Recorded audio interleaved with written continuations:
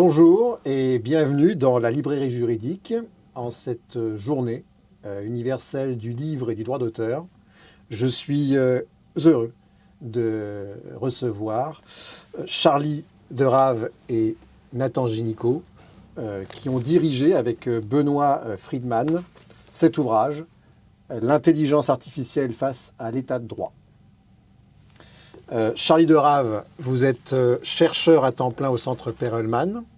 Vous avez fait vos études à l'Université libre de Bruxelles et vous avez commencé votre carrière en tant qu'avocat et vous avez vous êtes entré au Centre Perelman récemment en 2020. Votre recherche doctorale porte sur l'infrastructure globale de surveillance de la crise sanitaire provoquée par la pandémie du coronavirus. Et vous êtes particulièrement analyste des instruments de l'action publique mobilisés dans le cadre de cette crise. On parle de l'état d'urgence, du traçage manuel et numérique des contacts, le formulaire de localisation des passagers et les certificats sanitaires, tout ça confronté à l'état de droit. Vous êtes également membre du comité de rédaction de Justice en ligne et de Questions Justice depuis janvier 2023. Nathan Génicaud, vous êtes docteur en sciences juridiques, titulaire d'un master en droit et en philosophie, chercheur au Centre Perelman également, en philosophie du droit. Votre thèse, soutenue en 2023 à l'Université libre de Bruxelles, s'intitule « Des règles sur mesure, une généalogie du profilage algorithmique ». Vos recherches vous ont conduit à étudier le lien qui unisse la numérisation, les pratiques de quantification et le monde du droit, des normes. Vous intéressez largement à la philosophie et à la théorie du droit, à l'histoire des sciences et techniques et en particulier donc les sciences sociales. Donc je vous accueille aujourd'hui pour cet ouvrage, L'intelligence artificielle face à l'état de droit. Ma première question, tout simplement, c'est une réflexion sur l'IA et le droit. En quoi cela présente une urgence aujourd'hui ? Oui, merci beaucoup pour votre question et merci aussi pour votre invitation. Alors, pour donner un peu de contexte, comme vous l'avez dit, on a dirigé cet ouvrage, nous deux, avec Benoît Friedman, au sein du Centre Perelman de philosophie du droit. Et donc, le Centre Perelman, c'est un centre de recherche qui appartient à l'Université libre de Bruxelles et qui mène des recherches sur les effets que la mondialisation et la numérisation entraîne à l'égard du droit. Et ces dernières années, on s'est intéressé en particulier au progrès grandissant des dispositifs algorithmiques et basés sur l'intelligence artificielle. Et je dirais qu'il y a eu deux grandes évolutions techniques qui sont importantes à cet égard. C'est à la fois le fait que une part grandissante de nos activités, de nos comportements, de nos interactions avec les autres sont médiés par des dispositifs technologiques, à la fois notre smartphone évidemment, notre ordinateur, mais aussi le fait qu'il y a de plus en plus de capteurs qui sont disséminés dans l'espace public et dans nos intérieurs. Et tout ça, ça a pour effet de produire de la donnée. Donc il y a énormément de données qui sont produites du fait de nos comportements, on laisse des traces. C'est la première évolution importante. Et la deuxième grande évolution, c'est le fait que on a réalisé des progrès très importants en matière d'analyse de ces données. On parvient à les analyser de manière efficace, à identifier des corrélations et, sur cette base, à fonder, par exemple, des prédictions sur ce que vont faire les individus. Et donc là, on parle en particulier du machine learning, qui est donc une branche de l'intelligence artificielle. Et donc nous, ce qui nous intéresse au sein du Centre Perelman, c'est la façon dont des dispositifs algorithmiques et basés sur l'intelligence artificielle sont utilisés comme des dispositifs de régulation et de gouvernance, à la fois de la part des acteurs privés, donc on pense bien sûr aux GAFAM, mais aussi à des plateformes comme Uber ou Deliveroo, qui vont faire du management algorithmique à l'égard des personnes qui travaillent sur ces plateformes, mais aussi les États, les autorités publiques, qui recourent massivement aux dispositifs algorithmiques pour gérer leurs relations avec les administrés. Et donc, ces évolutions-là, elles requièrent en fait l'attention des juristes parce qu'elles posent des questions au regard des principes de l'état de droit et de droits fondamentaux tels que le droit à la vie privée, la protection des données à caractère personnel, le principe d'égalité et non-discrimination et encore d'autres, de nombreux autres droits fondamentaux. Et donc, nous, dans l'ouvrage, on a voulu étudier ces questions, et notamment en procédant par des études de cas. Et donc, il y a plusieurs chapitres qui sont consacrés à la fois à des techniques particulières et aussi à des défis posés, que ça pose au regard des droits fondamentaux. Donc notamment la vidéosurveillance et la reconnaissance faciale, la gestion de la migration, l'utilisation d'algorithmes dans le cadre de la justice pénale. Donc un peu tous ces domaines-là. Et puis pour terminer, je dirais qu'il y a un contexte général qui est celui d'une réflexion très intense autour de la régulation et la réglementation de l'intelligence artificielle. Il y a évidemment le règlement européen sur l'IA dont on reparlera sans doute, mais l'Union européenne n'est pas la seule institution qui travaille sur ces questions. Il y a aussi l'OCDE, le Conseil de l'Europe, il y a des réflexions au niveau des Nations Unies et d'autres États dans le monde. Et donc il y a vraiment un moment particulier autour de cette question de l'intelligence artificielle, et notre livre s'inscrit dans cette réflexion globale. Voilà. Oui, je vois qu'il y a beaucoup de questions, c'est foisonnant. On va pouvoir aborder en profondeur dans cette émission certains aspects que vous venez d'introduire. Charlie, notamment en introduction, vous abordez la gouvernance algorithmique. Vous dites que c'est déjà une réalité juridique et surtout qu'elle pose quelques problèmes quand même au regard de nos principes constitutionnels. Est-ce que vous pouvez m'en dire un peu plus ? Oui, tout à fait. Donc peut-être d'abord commencer par préciser ce qu'on entend par gouvernance algorithmique, parce que ça veut dire beaucoup de choses. Oui. Donc un petit peu calibré. Dans l'introduction, on entend la gouvernance algorithmique comme étant les moyens ou les instruments qui sont déployés au titre de l'action publique. Et quand on parle de gouvernance algorithmique, on vise plus particulièrement les systèmes d'intelligence artificielle qui sont utilisés par les autorités publiques aux fins du gouvernement de la cité. Et donc, on est parti du constat, et Nathan l'a déjà dit, que les autorités publiques, les administrations, elles ont déjà commencé à utiliser ces systèmes d'intelligence artificielle ou algorithmique, à les déployer, elles les déploient encore aujourd'hui, et elles prennent des décisions, des recommandations, elles font des prédictions sur la base de ces systèmes. Et donc, ici, on est à un momentum particulier et on voit que quand on place entre les mains des autorités publiques de tels systèmes, il y a évidemment un déséquilibre qui s'installe et on augmente le pouvoir d'action des autorités publiques dans différents domaines, dans différents secteurs, la fraude fiscale, la fraude sociale, on pense aussi à la police prédictive, la justice prédictive, toute une série de domaines en fait, et l'idée ici c'est qu'on augmente le pouvoir d'action au détriment, évidemment, de certains principes juridiques fondamentaux, comme les droits et libertés. Je vais prendre deux exemples. Le premier, c'est un exemple dont Nathan a déjà aussi touché un mot. On collecte énormément de données à caractère personnel. Aujourd'hui, on a des capteurs qui sont placés un peu à gauche et à droite. Et ces données à caractère personnel, c'est quoi ? C'est votre nom, c'est votre prénom, c'est votre numéro d'identification nationale pour certains États, comme la Belgique. On a le NISS, on a aussi le numéro de registre national.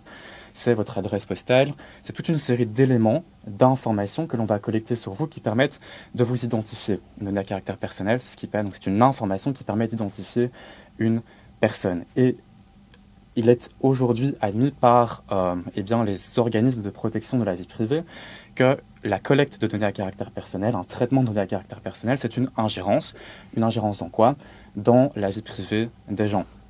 La vie privée qui est protégée au titre de principes constitutionnels en Belgique. Donc nous, on vient de Bruxelles, on vient de la Belgique, donc c'est protégé par notre Constitution. Je pense que ça l'est également en France, même si je n'ai pas étudié le droit français. Ça l'est aussi par toute une série de standards européens et internationaux de protection des droits fondamentaux, le plus connu étant la Convention européenne des droits de l'homme avec son fameux article 8.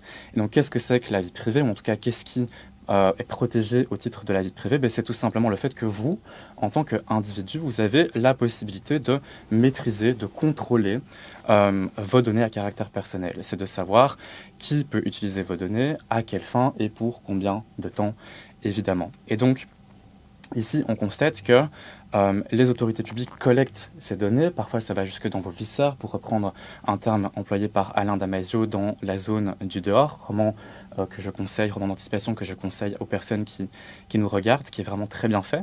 Et d'ailleurs, Alain Damasio a publié quelque chose récemment, j'ai lu ça dans Mediapart, peu importe, mais donc ça va jusque dans vos viscères, ça permet à l'autorité publique de vous connaître en fait jusque dans votre grain le plus fin. Et ça peut vous être favorable, comme ça peut vous être défavorable, évidemment. Et donc, en Belgique, on a un exemple avec la collecte massive de données à caractère personnel par le SPF Finance, qui est une administration fédérale qui s'occupe en fait de lutter contre la fraude fiscale. Et on collecte beaucoup de données. Ça va dans ce qu'on appelle un data warehouse, donc un entrepôt de données. Et la loi habilite le SPF Finance à effectuer des opérations de data mining et de data matching. Donc ça, c'est dit explicitement dans le texte. Et il y a un chapitre de l'ouvrage qui traite de cette thématique-là, ou en tout cas de cette collecte de données à caractère personnel. Et puis, autre exemple, et qui va vous parler, puisqu'on est en France, donc on collecte beaucoup de données à caractère personnel à travers des capteurs, notamment les caméras, caméras qui sont un peu partout disséminées dans l'espace public, mais aussi sur les drones. Et c'est d'actualité, puisque vous allez voir les Jeux olympiques et paralympiques cet été. Et l'année passée, l'Assemblée nationale et le Sénat en France ont adopté une loi, je pense, en mai 2023, qui permet en fait le traitement algorithmique des images captées dans l'espace public. Traitement algorithmique, ça permet quoi? Alors ça ne permet pas la reconnaissance faciale, on ne peut pas traiter les données biométriques, ça c'est interdit, mais par contre on va pouvoir détecter les mouvements de foule, on va pouvoir détecter ou identifier des armes ou des colis suspects parmi la foule dans certains endroits, dans certains espaces accessibles au public. Donc, et je pense que ça a d'ailleurs été tout récemment testé par la préfecture de police de Paris lors d'un match de foot la semaine passée ou dans les jours qui précèdent. Et donc ici, on voit qu'on a une atteinte ou une potentielle ingérence dans d'autres droits fondamentaux, dans d'autres droits et libertés, puisque évidemment, on a ce qu'on appelle le chilling effect. Le chilling effect, c'est quoi? C'est le fait de vous dissuader de l'exercice de certaines libertés fondamentales, qui sont des libertés fondamentales de nature politique. Quelles sont-elles? La liberté de manifester, la liberté de se réunir, la liberté de s'associer dans l'espace public pour marquer un mécontentement par rapport à une politique qui est adoptée par le gouvernement ou par, de manière plus générale, l'autorité publique. Et donc, évidemment, si vous savez que vous êtes surveillé, d'autant plus que si vous savez que l'on peut parvenir à vous identifier d'une manière ou d'une autre à travers différents capteurs comme des caméras, vous allez être moins enclin à exercer des libertés fondamentales, libertés qui sont d'autant plus fondamentales qu'elles ont une coloration politique et qu'elles vous permettent de participer au processus démocratique. Alors je dis tout ça, donc 2 exemples, vie privée, liberté de manifester, de se réunir, mais ces libertés, ces droits et libertés, ce ne sont pas des droits qui sont absolus, on les qualifie de relatifs. Ça veut dire quoi? Ça veut dire que les ingérences, elles peuvent être justifiées par l'autorité publique, pour autant que l'on remplisse des conditions. 3 conditions qui sont traditionnellement admises, ou qu'il faut remplir dans le chef de l'autorité publique. C'est premièrement principe de l'égalité, il faut qu'il y ait une norme qui soit suffisamment prévisible et accessible, qui en fait fonde l'ingérence. Deuxième condition, c'est l'objectif légitime, qui va généralement être satisfait, qui peut être un objectif légitime d'intérêt général ou de cohésion sociale.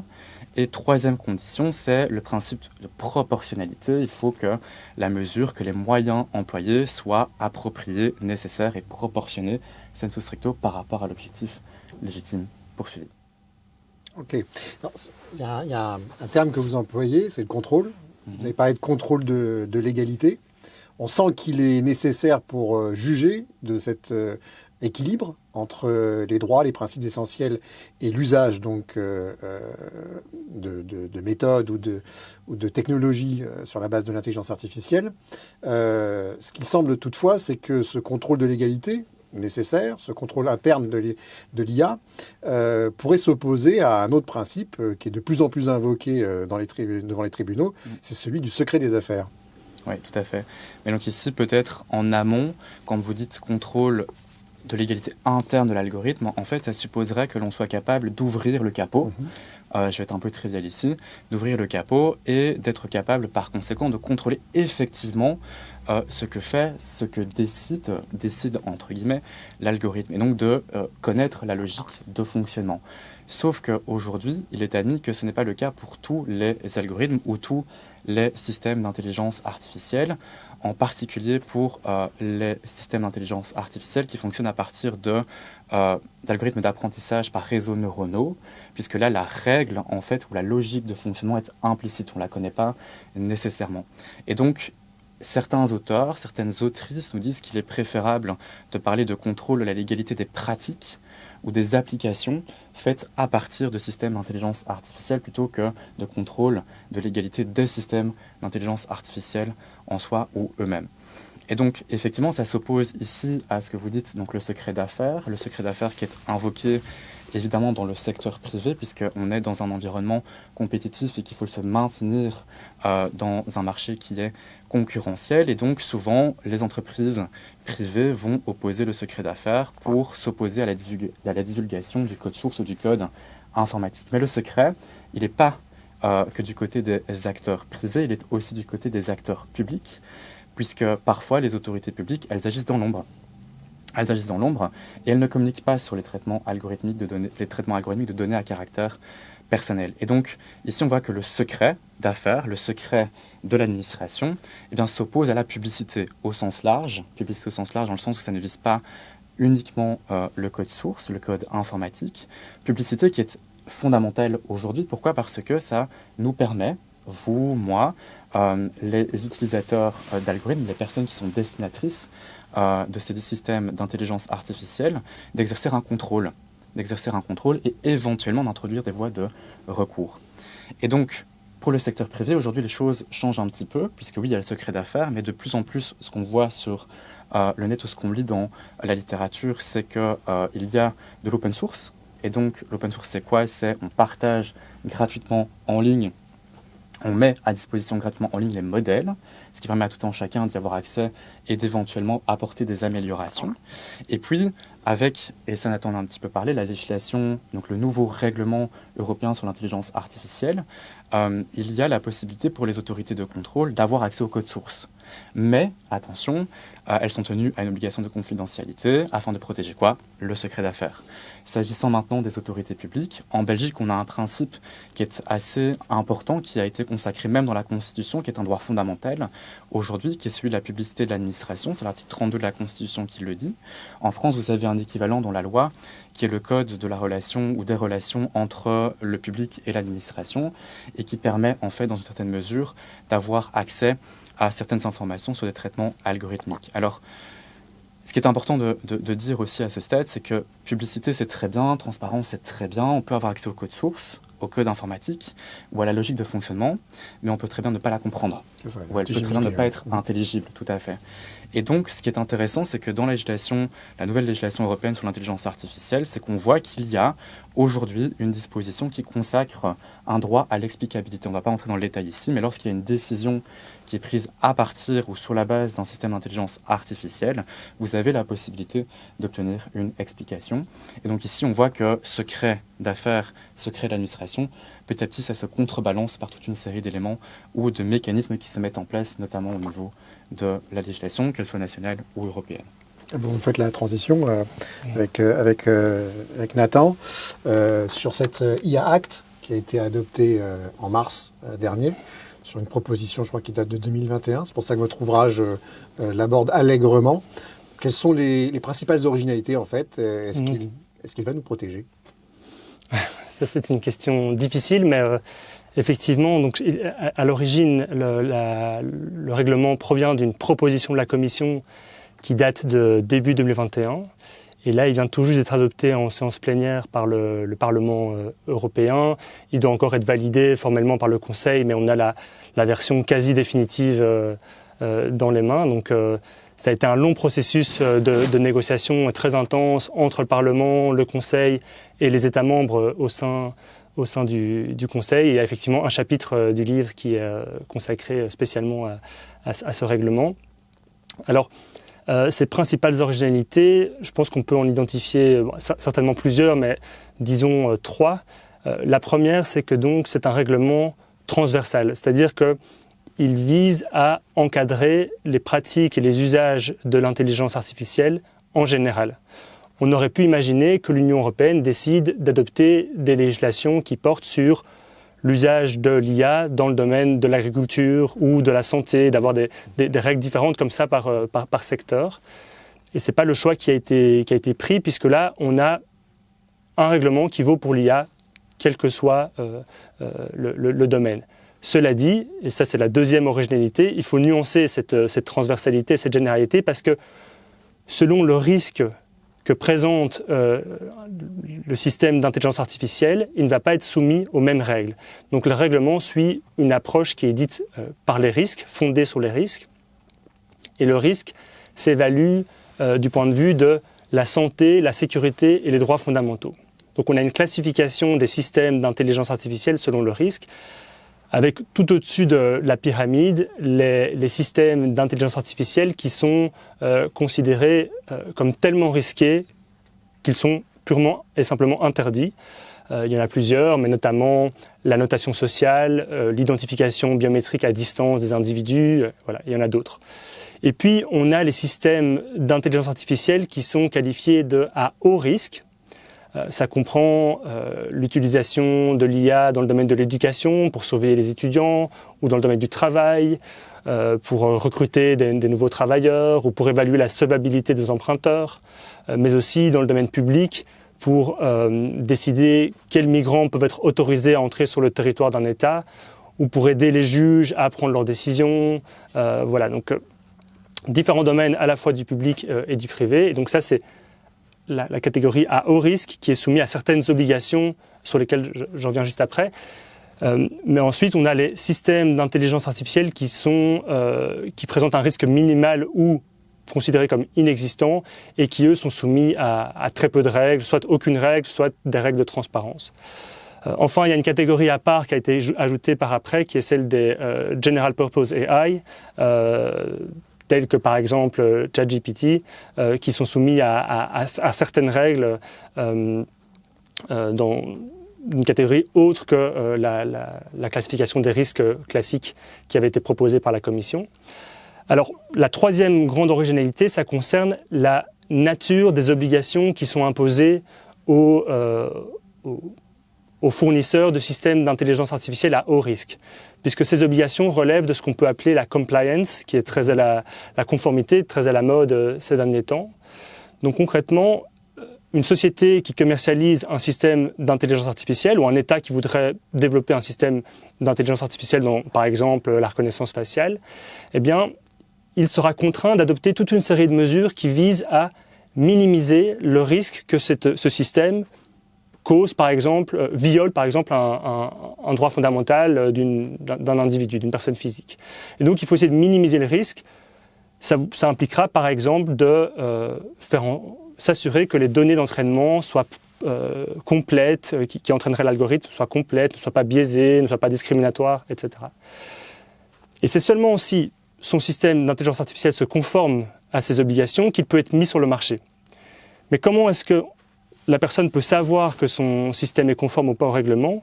Eh bien, il ne va pas y avoir une autorisation de mise sur le marché comme on l'observe dans le domaine des médicaments, par exemple. Non, l'évaluation, elle se fait, c'est la voie privilégiée par le règlement, il y a d'autres, voilà, mais la voie principale, c'est que le fournisseur du système d'intelligence artificielle doit faire une auto-évaluation. Et donc, s'il estime que son système est conforme, eh bien, il peut le mettre sur le marché. Et une des manières qui sera une des manières les plus simples pour s'assurer que son système est conforme, c'est de suivre des standards techniques, des normes techniques qui seront adoptées par les normalisateurs européens. Il faudra suivre ça de près. Mais donc voilà, transversal, approche par les risques et logique de compliance, ça, c'est trois grandes originalités du règlement. C'est presque une autorégulation en fait. Oui, on peut dire co-régulation. Donc il y a à la fois régulation quand même il y a quand même une autorité de surveillance du marché qui va avoir un rôle à jouer, et qui peut imposer des amendes et qui a une série de pouvoirs et de prérogatives vis-à-vis des fournisseurs de systèmes d'intelligence artificielle. Mais il y a une dimension autorégulatoire aussi très importante. Nathan, vous évoquez effectivement dans des chapitres très intéressants de l'ouvrage le crédit social. Notamment, vous mettez en exergue les systèmes algocratiques chinois, mais que vous n'opposez pas tant que ça à notre passion occidentale pour la notation de crédit. Est-ce que vous pourriez nous en dire plus ? Oui, tout à fait. Donc, j'ai effectivement écrit un chapitre sur cette question du crédit social. Et en fait, ma réflexion, elle est partie du fait que le règlement européen sur l'intelligence artificielle, comme je le disais, il interdit la notation sociale. Donc, c'est une des pratiques, un des usages de l'IA qui est formellement interdit par le règlement. Et donc, j'ai voulu comprendre d'où venait cette interdiction, pourquoi est-ce qu'on a voulu interdire ça et qu'est-ce qu'on pouvait en penser au regard des pratiques d'évaluation des individus qui existent déjà en Europe. Et donc, d'où est-ce que ça vient ? Comme vous le dites, de la Chine. Très clairement, c'est assumé de manière explicite par le commissaire au numérique Thierry Breton. Donc, il y a cette idée qu'on ne veut pas faire comme la Chine. Pourquoi ? Parce que la Chine, en 2014, elle a annoncé vouloir instaurer un système de crédit social par lequel les individus seraient notés en fonction de leurs moindres faits et gestes et pourraient se voir privés d'accès au transport public ou à d'autres types de biens et services si leurs notes devenaient trop basses. Alors, un point qui est intéressant déjà, c'est le fait que ce crédit social, il est loin d'être aussi opérationnel qu'on le présente dans les médias occidentaux en Chine. Il n'y a pas un système centralisé qui note chaque individu grâce à de l'IA. Voilà, il y a différentes expérimentations et une série de projets qui existent, mais pas autant que ce qu'on a tendance à le croire.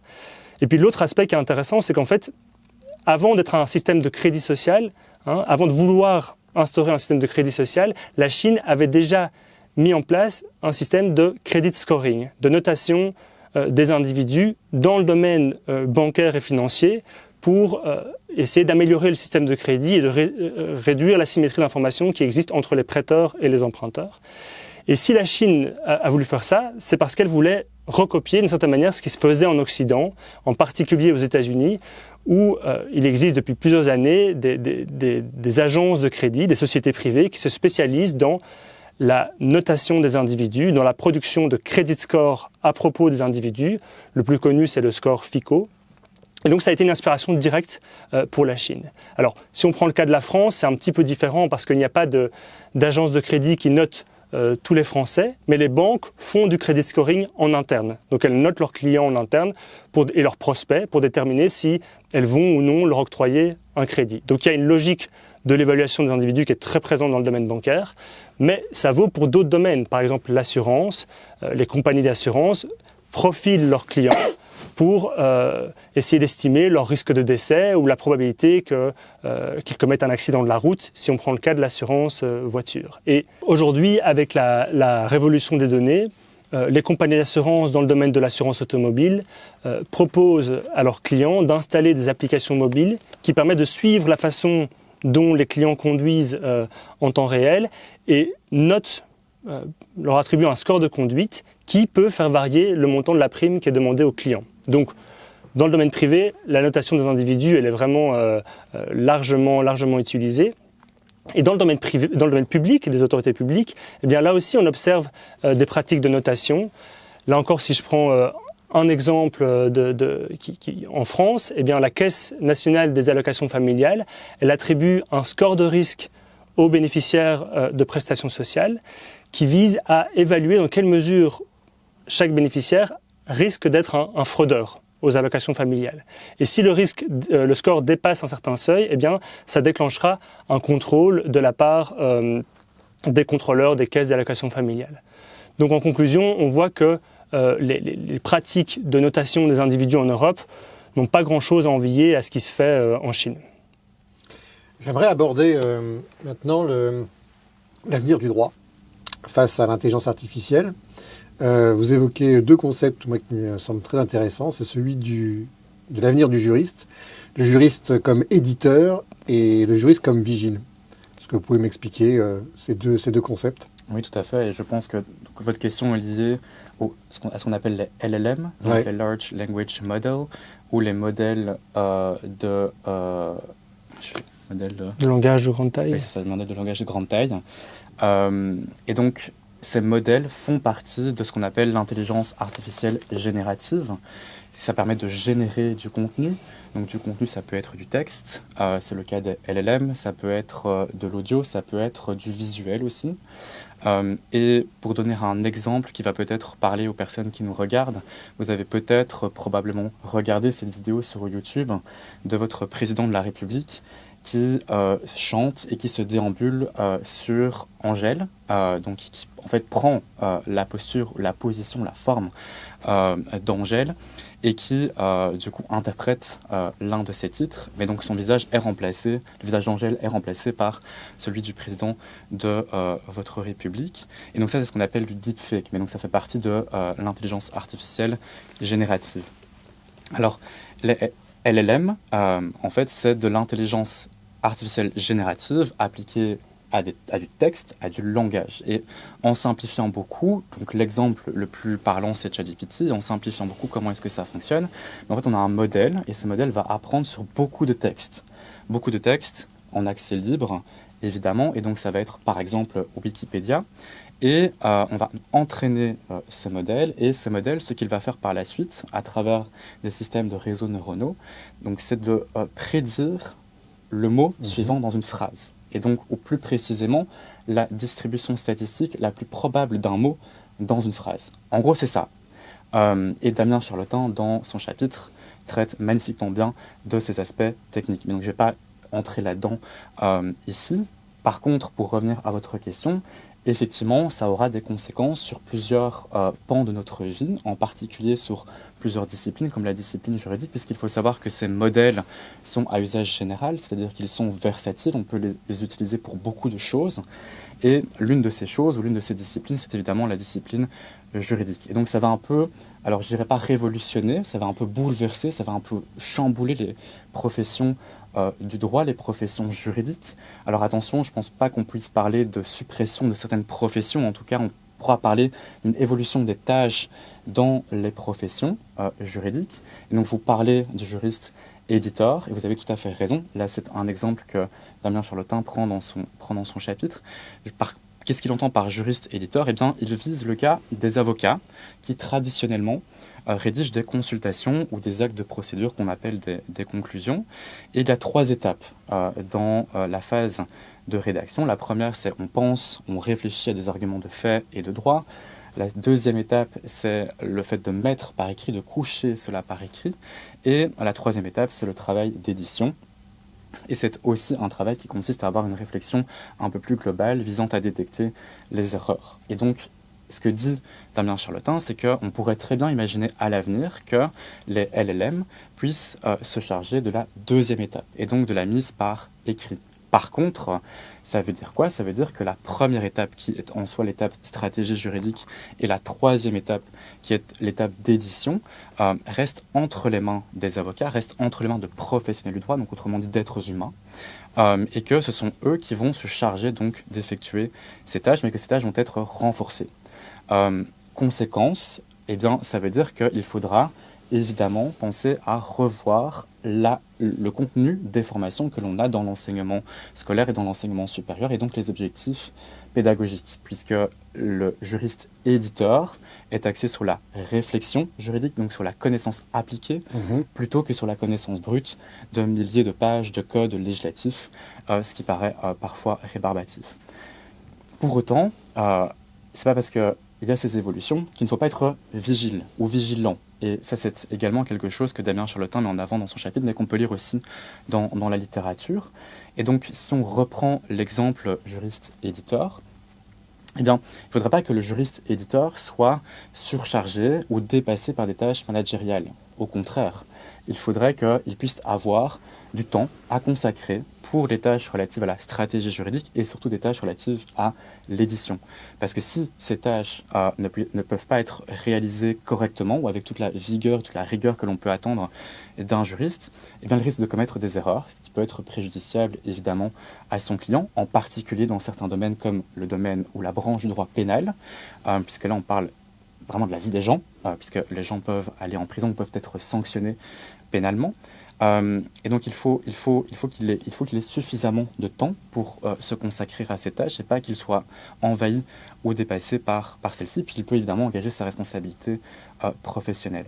Et on peut aussi imaginer un autre cas que le juriste éditeur, qui est un LLM, un modèle qui viserait à fournir des conseils juridiques à des personnes, des citoyens, qui chercheraient à s'orienter vis-à-vis de certaines autorités publiques, et à par exemple solliciter un avantage social.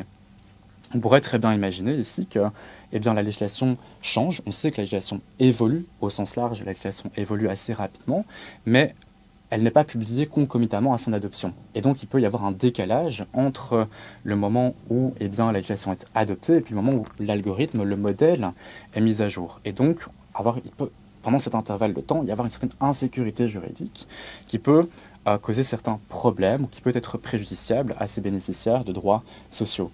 Puisque l'on pourrait très bien imaginer que, dans le cas d'un écourtement de délai, le délai soit dépassé et que l'algorithme, que le modèle n'ait pas pu l'identifier à temps. Et c'est en cela que le juriste doit aussi être vigile, et donc en ce sens exercer une certaine forme de veille juridique par rapport à ces modèles pour qu'ils soient certains qu'ils soient mis à jour, et donc, autrement dit, toujours penser à avoir une forme de contrôle humain par un juriste en aval, dans le cas de la fourniture de conseils juridiques ou autres, évidemment.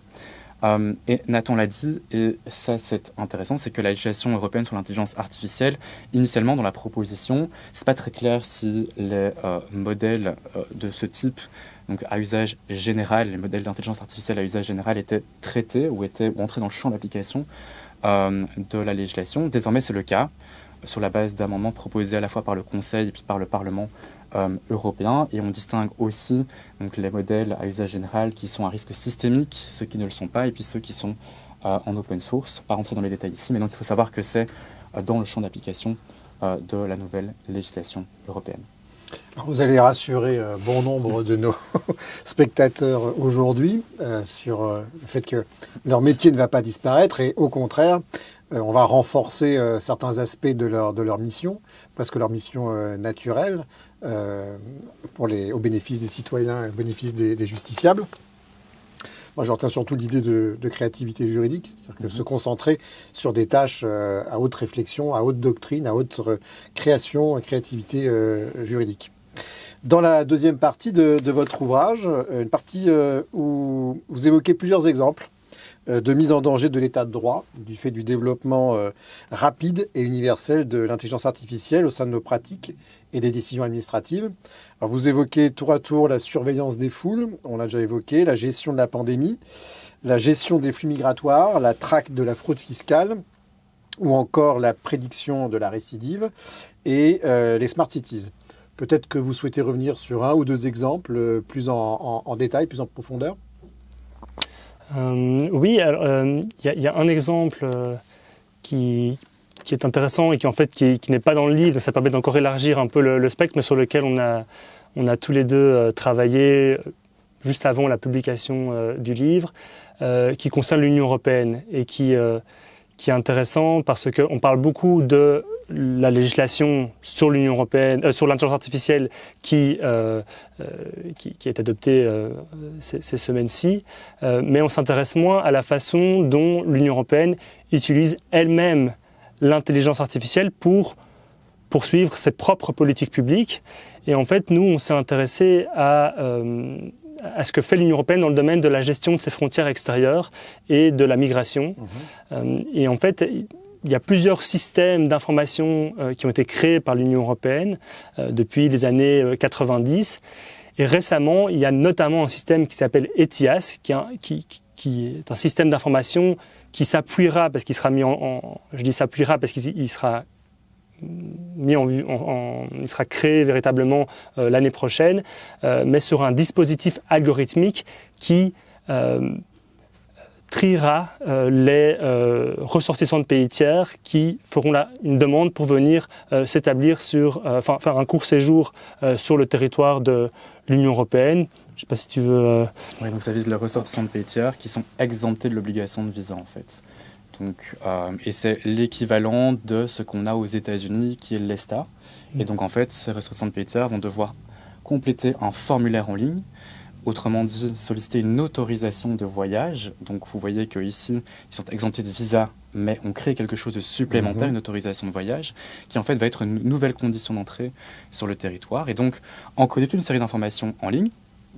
Et ces informations vont être envoyées à un système d'information, donc comme Nathan l'a dit, qui s'appelle ETIAS. Et ce système d'information va traiter ces données à caractère personnel sur la base, a priori, ou en tout cas c'est dit comme ça dans le règlement, donc d'un algorithme qui pourra profiler en fait ces personnes, ces ressortissants de pays tiers, à partir de ce qu'ils appellent les indicateurs de risque spécifiques. On ne va pas entrer dans le détail ici, parce que c'est un petit peu complexe et que le règlement en lui-même n'est pas tout à fait clair sur ce que sont les algorithmes, sur ce que sont les indicateurs de risque spécifiques, ni même comment est-ce qu'on les établit. Mais c'est intéressant parce que, en fait, et c'est comme l'a dit Nathan, on a cette espèce ici de discours où on se concentre beaucoup sur ce que fait l'Union européenne, donc la régulation de l'intelligence artificielle, notamment pour les acteurs privés et puis pour les acteurs publics, mais plutôt autorité nationale, donc au niveau national, au niveau domestique. Par contre, on s'intéresse moins à ce qu'elle déploie comme dispositif algorithmique ou dispositif d'intelligence artificielle pour ses propres politiques publiques, donc la gestion des frontières extérieures. Et ce qui est intéressant, c'est que dans la proposition de règlement de la Commission, donc sur la législation de l'intelligence artificielle, eh bien, initialement, ETIAS et les autres systèmes d'information, en tout cas de notre lecture et comme on l'a compris, étaient exclus du champ d'application de cette législation. Exclus, et donc on a ici ce double standard. Donc d'une part, on crée, on veut réguler, et puis l'Union européenne, pour ses propres systèmes, eh bien, elle s'exonère.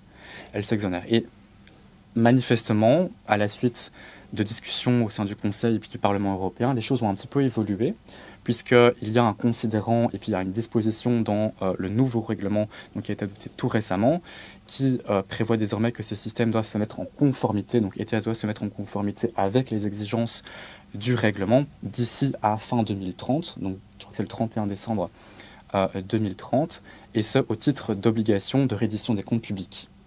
Donc on a une évolution dans la position de l'Union européenne à cet égard-là, ce dont on peut a priori se réjouir, puisque avant c'était cette espèce de double standard qui était contestable et que l'on a critiqué d'ailleurs dans une publication que l'on a rédigée ensemble avec Nathan. C'est important qu'il y ait une exemplarité en fait de la régulation des outils qui sont servis par l'Union européenne elle-même. Merci Charlie. Merci Nathan pour la qualité de vos explications. Je pense que vous nous avez donné l'envie de lire l'ouvrage donc, pour lequel vous avez assuré la direction avec Benoît Friedman, je le rappelle. L'intelligence artificielle face à l'état de droit. C'est publié aux éditions Bruylant et dans la collection Penser le droit. Je vous remercie. Au revoir. Merci et à la prochaine émission.